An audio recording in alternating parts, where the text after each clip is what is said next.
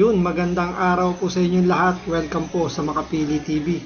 Dito na po tayo sa part 2 ng expose o yung pasabog ni Senator Amy Marcos, kung saan nga daw inukumpirma niya yung kanyang kapatid nagdudroga nga po. Ngayon, dito sa part 2 na to, may mga revelasyon pa siya kung ano yung mga at kung sino-sino pa yung mga kasangkot dito ni Bongbong Marcos kapag siya ay nagdodroga. So ito panoorin po natin, pero syempre bago ang lahat, kung hindi ka pa nakasubscribe sa Makapili TV, baka pwede naman pakipindot po muna yung subscribe button at the same time para na rin po ng video, wala naman pong bayan, kaya pindot na. So ito panoorin po natin. Nung may nagkwento sa akin mga kaibigan ko nandyan sa iglesia, na-shock daw silang lahat dyan. Kasi hindi ina-expect na sasabihin ni Amy Marcos eh. Hindi daw ina-expect. Kasi yun nga meron silang somehow may pamantayan sila pagdating sa mga tagapagsalita diyan sa entablado. Bawal lang ganito. Naintindihan ko yun kasi yun ang kanilang panawagan, transparency. Hindi naman pabagsakin ng gobyerno, wala silang Marcos resign. Pero ito, nagulat daw. Sobrang nagulat daw ang mga tao diyan. Talagang dumagungdong daw yung Quirino Grandstand. Provincial Guard at Metro Gompa. Ayan. Ang naglilinis tuwing nagpa-party po sila. Grabe yun, no? Ulitin nga natin yun. Nalaman ko at ng pamilya. Nalaman ng pamilya. Seryoso ito.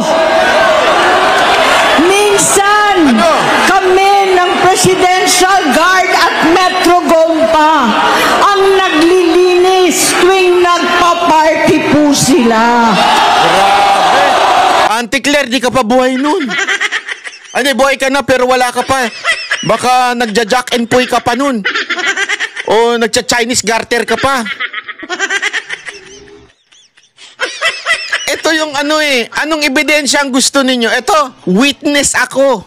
Witness, sabi ni Jaime, ako mismo witness. Ako at yung mga PSG, hindi pa PSG tawag doon, Presidential Guard pa. At yung mga iba pang pulis, kami ang naglilinis ng droga ni Bongbong Marcos. So sa madaling salita, ginawang tagalinis, ginawang katulong si Amy Marcos pati yung mga bantay ng presidente para linisin lang yung kalat ni Bongbong Marcos. Auntie Claire, anong kalokohan mo para sabihin hindi totoo yan? AI? Baka naman AI yan. Sandali, tanong natin sa mga taga-iglesia. Taga-iglesia, hindi po ba AI si Amy dyan? Baka AI siya dyan eh. Ang lupit nito Sino magpapasinungaling nito? Sige nga, sinong kasama ni Marcos mula noon pa? Ito nga, siya na mismo ako mismo kasi yan ang tatak ng mga adik eh. Ang tatak ng mga adik, pag yan nakadrugs na, wala na, makalat na yung gamit. Kaya nga minsan binaban ng mga hotel sa Amerika yung mga rockstar eh. Kasi talagang wasak yung mga hotel nila. Ito, tama talaga eh. Makalat, wala na, nandyan na, kung saan na. Para bagang yung may naalala ko eh. Naalala nyo, mamaya pag-usapan natin yun. Yung namatay na isang mayamang namatay sa Amerika, ganun din na nakita, nakakalat yung mga droga. Ganito. Namuhay kaming magkakapatid sa ibang bansa. Kami-kami lang. Kinumbinsi ko pa si Bongbong na pakasalan mo na si Lisa. Okay. Naisip ko noon na kapag nag-asawa siya, malalagay na sa tahimik at magkakaroon ng direksyon. Well, di naman talaga ng di ba, yung ginagawang paraan ng ibang mga magulang. Kapag yung anak nila medyo di ba, yung nalilihis ng landas, So since merong ang karelasyon, nagbabaka sakali na yung karelasyon niya yung pwedeng mag-ahon, di ba, para maituwid yung mga pagkakamali, magkaroon ng direksyon ng buhay ng tao na yun. Pero sa kaso nito ni Bongbong Marcos, hindi nalalayo yun sa karaniwang tao, at ito yung nangyari, sabihin ni Amy Marcos. Ang laki ng pagkakamali ko. Mas lumala ang kanyang pagkalulong sa droga. Grabe, Lisa Marcos, paano ba yan? Ang tindi nun, ha? Lisa Marcos, ang lupit mo nun, ha? Kesa na sana masaayos ang buhay ni Bongbong Marcos, mas lalong nalulong. Ha? Sana kung nalulo kayo, pwede pa eh. Nalulong eh. So ibig sabihin, si First Lady Lisa Marcos ay isang bad influence. BI kay Bongbong Marcos, imbis na mapabuti, lalo raw napasama. Hindi kasi normal naman sa mag-asawa yung ganun eh, yung lolo. Pero yung malulong ka, ay iba yung usapan na yun. Hindi kasi, kaya nga ikaw nagkaroon ng asawa sa buhay, partner, ika nga, ay para umayos ang iyong buhay. Hindi malulong pa, mas lalo pa, naging adik. Kung dati, sinisinghot-singhot lang, ganun-ganun. Ngayon, ginagano na sa ngipin yan. Lalong lumulong daw eh. Di ba? Hindi, di ko alam kung ano ba mas malala doon. Pasensya na kayo, hindi po ako eksperto pagdating sa ganyan. Pero feeling ko mas malala yung sinisingit na sa sa gilagid yung pulburon. Kaya nga ngumingiwi eh. Iba yung sinisingot kasi pag singot lang, di ba? Diretso kagad dun sa utak. Yung sinisiksik sa gilagid. Kaya papansin ninyo, yung panga, pumapaling sa kanan, pumapaling sa kaliwa.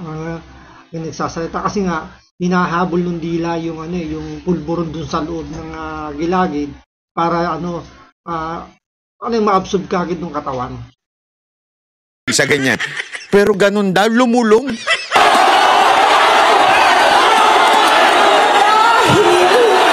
Parehas pala silang mag-asawa. Alam mo, na-amaze ako dun sa sigawan ng tao.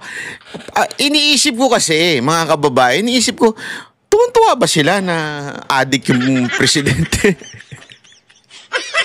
Hindi kasi alam mo yung ba't kaya sila nagsisigawan ng ganyan? Napapatanong ka eh, dahil adik ba yung presidente? Kaya sila sumisigaw. Gusto nyo ba ng presidenteng adik? Or, baka naman, kasi yan talaga ang nasa loob ninyo.